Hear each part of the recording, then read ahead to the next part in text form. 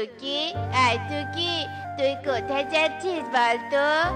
জঙ্গল থেকে শুকনো কাঠ আর শুকনো পাতা কুড়াতে যাচ্ছি রে। ঘরে চুলা জ্বালানোর জন্য কোনো শুকনো কাঠ নেই। মায়ের তো কাজ থেকে আসতে দেরি হবে, তাই আমি শুকনো কাঠ কুড়িয়ে এনে মায়ের একটা কাজ এগিয়ে দিই। তাহলে আমিও যাব তোর সাথে, আর আমিও তোকে শুকনো কাঠ কুড়াতে সাহায্য করব। এরপর টুকি ও রকি জঙ্গলের ভেতরে চলে যায় আর এদিক সেদিক ঘুরে শুকনো কাঠ ও পাতা কুড়োতে থাকে। আমাদের কাজ শেষ। চল রকি, মা কাজ থেকে বাড়িতে আসার আগে আমরা বাড়িতে চলে যাই।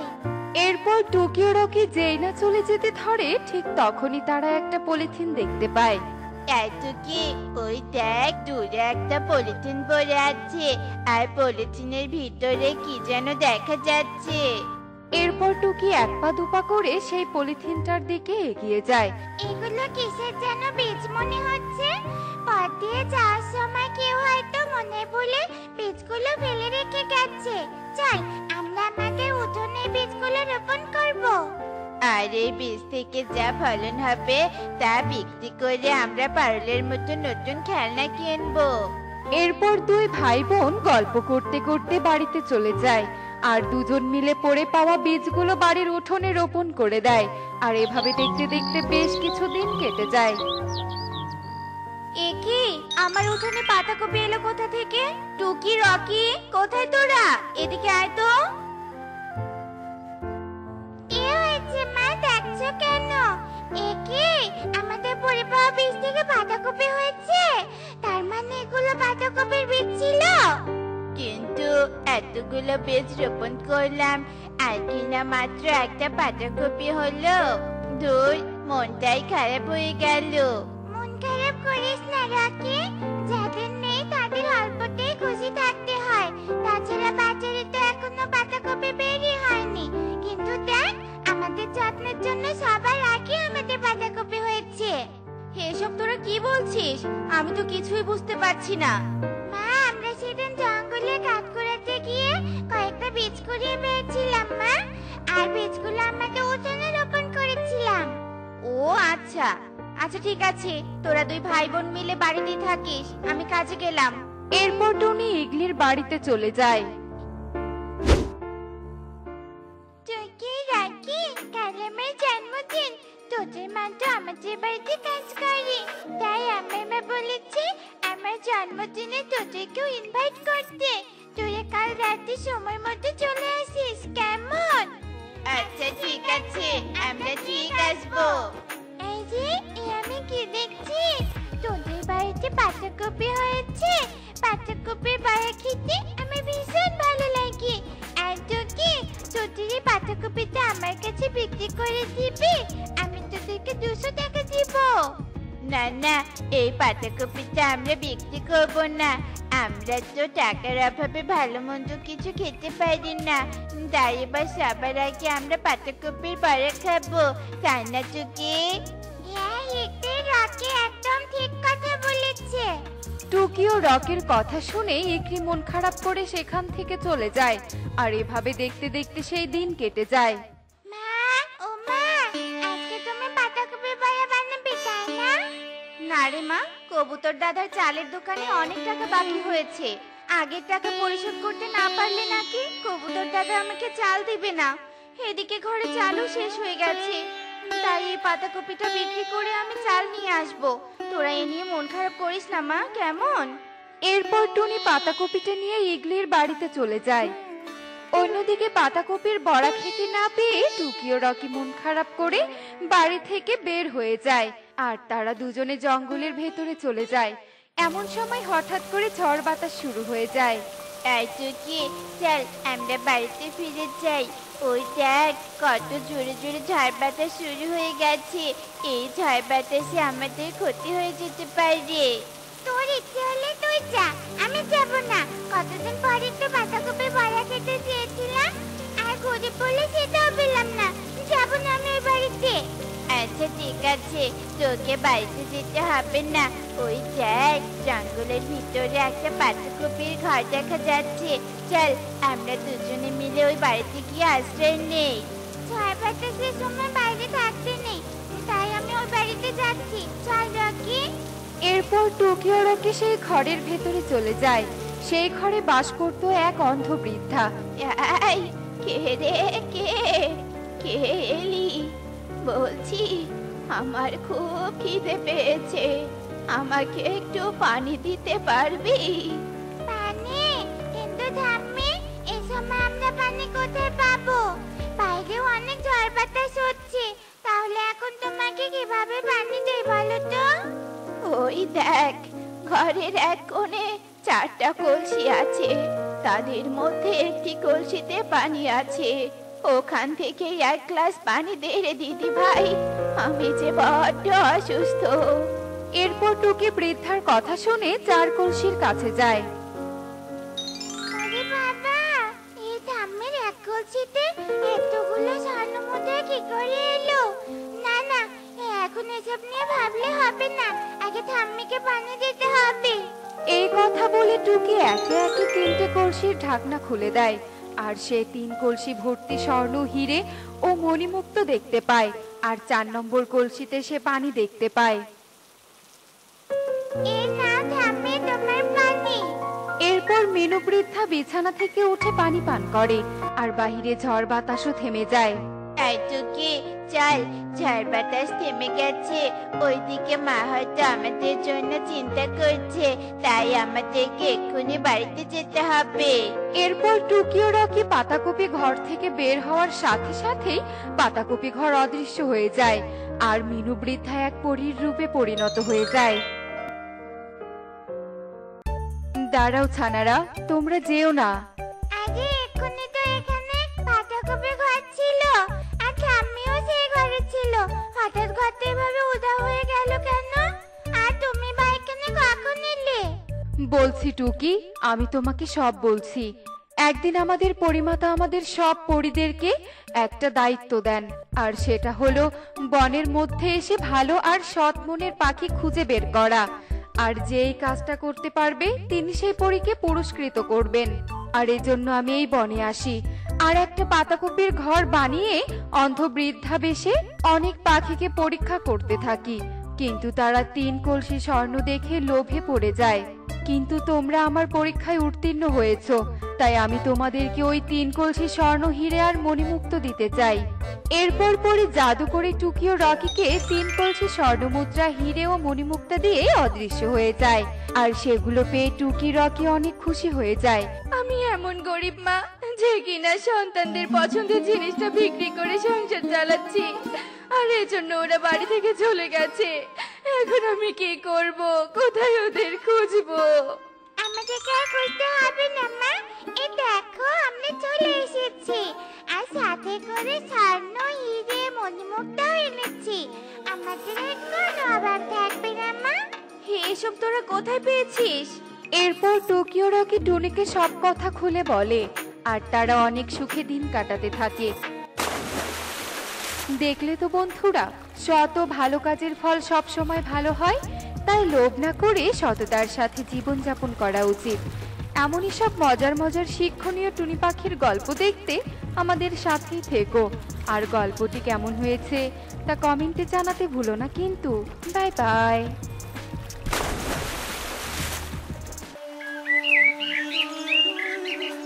টুনি, পুরো বন ঘুরলাম কিন্তু কোথাও তো কোনো কাজ খুঁজে পেলাম না। এখন আমি কি করব বলো? কাজ না করলে তো আমাদের না খেয়ে থাকতে হবে টোনা। তুমি বরং পুরনো জালটা নিয়ে নদীতে যাও, যদি কিছু মাছ পাও তাহলে তবু আজকের বাজারটা হয়ে যাবে। আচ্ছা ঠিক আছে টুনি, সেটাই করছি। এরপর টোনা জাল নিয়ে নদীতে চলে যায়, আর এভাবেই বেশ কিছুক্ষণ কেটে যায়, কিন্তু টোনার জালে একটা মাছও ধরা পড়ে না। এই রে, সেই কখন থেকে জাল ফেলছি কিন্তু একটা মাছও তো ধরা পড়ছে না। আর একবার জাল ফেলবো, যদি মাছ ধরা না পড়ে তাহলে বাড়িতে চলে যাব। এসব বলে টোনা আবারও নদীতে জাল ফেলে, আর জাল তুলতেই দেখে তার জালে একটা ব্যাঙ ধরা পড়েছে। এ কি, মাছ না পড়ে ব্যাঙ ধরা পড়লো? আজকে তোকেই বাড়িতে নিয়ে যাব। আমার মাথায় একটা বুদ্ধি এসেছে, সেই বুদ্ধিতে তোকে দিয়েই টাকা ইনকাম করব।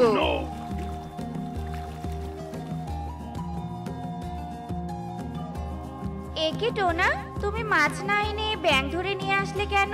আমি তো তোমাকে ব্যাঙ ধরে আনতে বলিনি। মাছ না পেলে কি করব, তাই যাকে জালে পেয়েছি তাকেই ধরে নিয়ে এসেছি।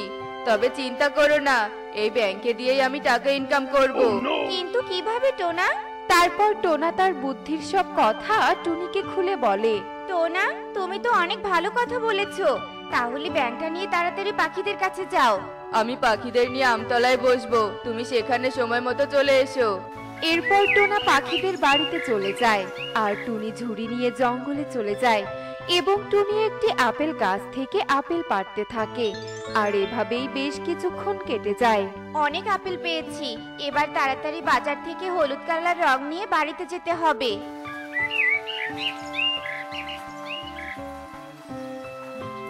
দাদা, আমাকে একটা হলুদ রঙের বোতল দাও তো। এই নে টুনি রং। তা হঠাৎ রং দিয়ে কি করবি? আমাদের বাড়িটা পুরনো হয়ে গেছে, তাই রং দিয়ে নতুন করব। আর দাদা, তোমার টাকাটা কিন্তু এখন দিয়ে যেতে পারবো না, দুদিন পর এসে দিয়ে যাব। আচ্ছা ঠিক আছে, দিয়ে যাস। আমার বাড়ি পাশের বনে হলেও তোদের বনের সবাইকে আমি চিনি। তোর মতো কত পাখিরা আমার কাছে বাকি রং নিয়ে যায়। এরপর টুনি রং নিয়ে বাড়িতে চলে আসে আর এক এক করে সব ফলের উপর রং করতে থাকে। আর অন্যদিকে টোনা সবাইকে ডেকে এনে আমতলায় বসে পড়ে। টোনা, তোর জাদুর ব্যাঙ কি জাদু দেখাবে বলতো? সবাই ব্যাঙের সামনে 50 টাকা করে রাখো, তারপরেই ব্যাঙের জাদু দেখতে পাবে। তবে ব্যাঙটা তোমাদের উপকার করবে, কখনো ক্ষতি করবে না। জাদু না দেখাতে 50 টাকা করে চাইছিস? তাহলে ব্যাঙ আবার কি উপকার করবে? আরে ব্যাঙ তোমাদের সোনার ফল দেবে। আর 50 টাকাটা আমার জন্য চাইছি। যে জলপরি আমাকে ব্যাঙ দিয়েছে সে নিজেই বলেছে আমার সংসার চালানোর জন্য 50 টাকা করে যেন আমি নেই। কারণ এই বনের পাখিদের সাহায্য না করে আমাকে যে ব্যাঙ কিছুই দিতে পারবে না। তাহলে আমি কিভাবে সংসার চালাবো তোমরাই বলো। কবুতর, টোনা তো ঠিক কথাই বলেছে। 500 টাকা দিয়ে যদি একটা সোনার ফল পাই তাহলে তো আমাদেরই লাভ, কারণ একটা সোনার ফল বিক্রি করলে আমরা তো অনেক টাকা পাবো। হ্যাঁ কাকুলি দিদি, তুমি ঠিক বলেছো। আমি এতক্ষণ এভাবে বুঝে দেখিনি। আচ্ছা ঠিক আছে, সবাই ব্যাঙের সামনে 50 টাকা করে রাখো। টুনি তো এসে পড়েছে, এবার কাজ শুরু করে দেই। তোমরা সবাই ব্যাঙের কাছে সোনার ফল চেয়ে চোখ বন্ধ করো। জাদুর ব্যাঙ, আমাদের একটা করে সোনার ফল দাও। এসব বলে সবাই তাদের চোখ বন্ধ করে ফেলে। আর তখনই টুনি গাছের উপর থেকে রং করা ফলগুলো নিচে ফেলে দেয়। সবাই এবার চোখ খোলো। এ কি, সত্যি তো ব্যাংকটা সোনার ফল দিয়েছে। আমি তো আমার চোখকে বিশ্বাসই করতে পারছি না। যখন সোনার ফলগুলো বিক্রি করে অনেক টাকা পাবে তখন ঠিক বিশ্বাস হবে। এখন তোমরা ফলগুলো নিয়ে বাড়িতে চলে যাও, আজকের জন্য ব্যাঙ বিশ্রামে যাবে। আর শোনো, বনের যারা যারা সোনার ফল নেবে তাদেরকে আমার বাড়িতে পাঠিয়ে দিও। আর শোনো, এই ফল কিন্তু 5 দিন পর বিক্রি করতে পারবে। জাদুর জিনিসপত্র নিলে কিছু নিয়ম কানুন মেনে চলতে হয়, নয়তো ফলটা অদৃশ্য হয়ে যাবে। এরপর সবাই সেখান থেকে চলে যায় আর টোনা টাকাগুলো নিয়ে খুশি মনে বাড়িতে চলে আসে। টুনি, একদিনেই দেখো কতগুলো টাকা ইনকাম করেছি। আর মাছ বিক্রি করে এত টাকা পেতামই না। টোনা, টাকাগুলো গুনে দেখো তো কত টাকা হয়েছে। 100, 200, 300, 2000 টাকা হয়েছে টুনি।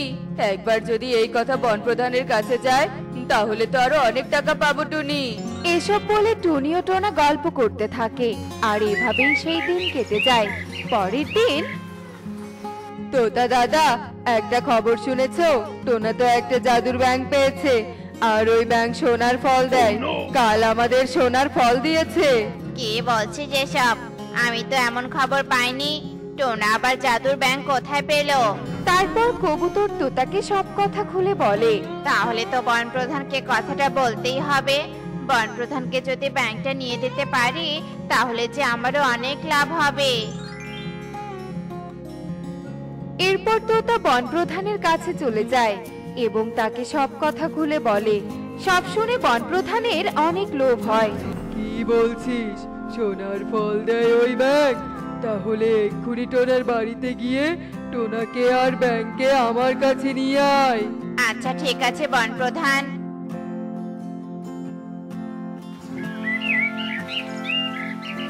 টোনা, টোনা, বাড়িতে আছিস? আছি দাদা।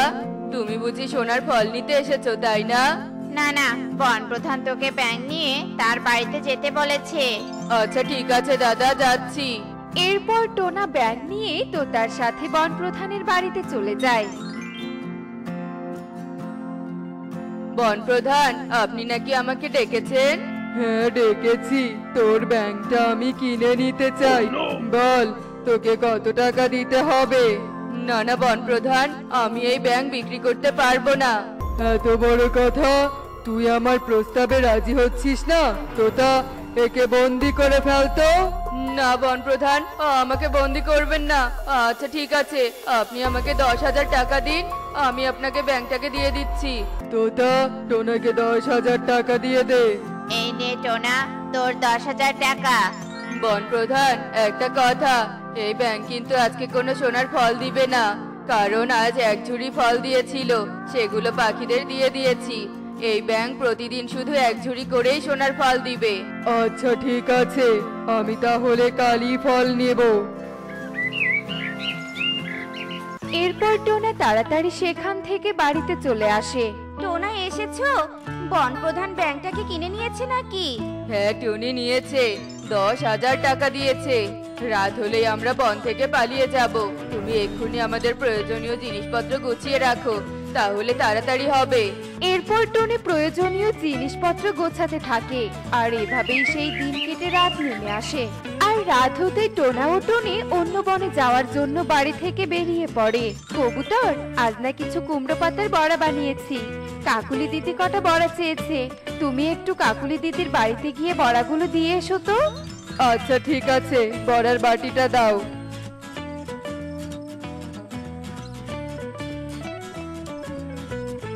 আরে টোনা টুনি, সবকিছু নিয়ে কোথায় যাচ্ছিস?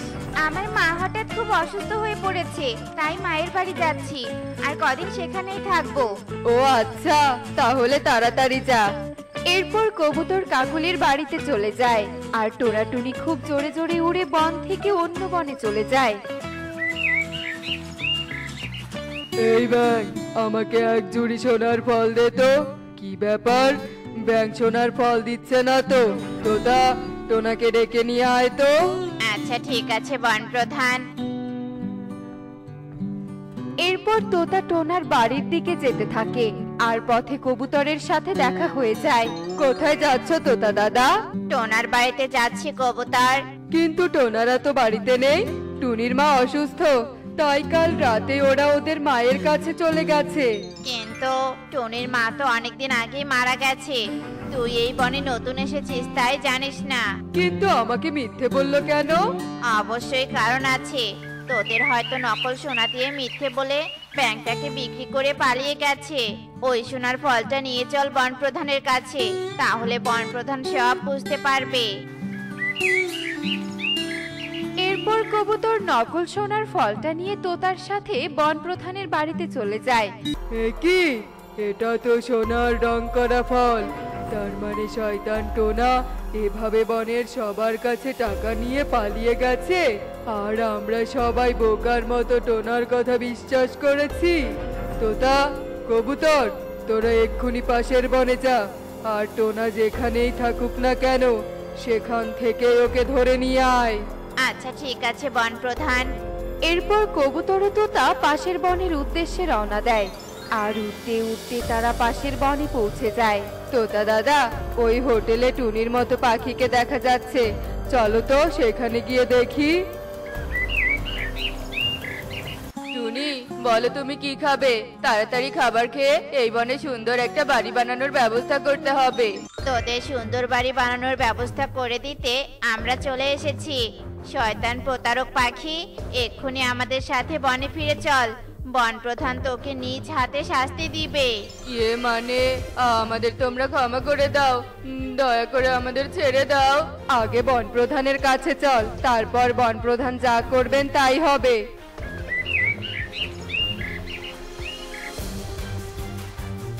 এরপর টোনা টুনি কবুতর ও তোতার সাথে বন প্রধানের বাড়িতে চলে আসে। তোদের এত বড় সাহস, আমার সাথে প্রতারণা করিস? তোতা, টাকাগুলো নিয়ে এদের দুজনকে বন্দি করে রাখ। এরপর তোতা টোনা ও টুনিকে বন্দি করে রাখে আর টোনা টুনি তাদের অপকর্মের জন্য আফসোস করতে থাকে। দেখলে তো বন্ধুরা, অন্যদের ঠকিয়ে কখনো উন্নতি করা যায় না। এমনই সব মজার মজার শিক্ষণীয় টুনি পাখির গল্প দেখতে আমাদের সাথেই থেকো। আর গল্পটি কেমন হয়েছে তা কমেন্টে জানাতে ভুলো না কিন্তু। Bye bye.